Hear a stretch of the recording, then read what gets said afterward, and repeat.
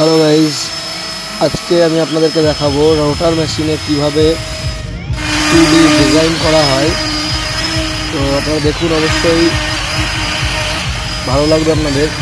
তো এই যে রাউটার মেশিনে যে ডিজাইনটা হচ্ছে, দেখে মনে হবে অনেক ইজি, অনেক সহজ, কিন্তু না, এটা অনেক টাফ। এটা করতে গেলে অনেকটা অভিজ্ঞতা দরকার আছে এবং শেখার জন্য অনেক সময় লাগে। তো আপনাদের যদি ভালো লাগে বা ভালো লেগে থাকে, অবশ্যই ভিডিওটা দেখবেন এবং সাবস্ক্রাইব করবেন, শেয়ার করবেন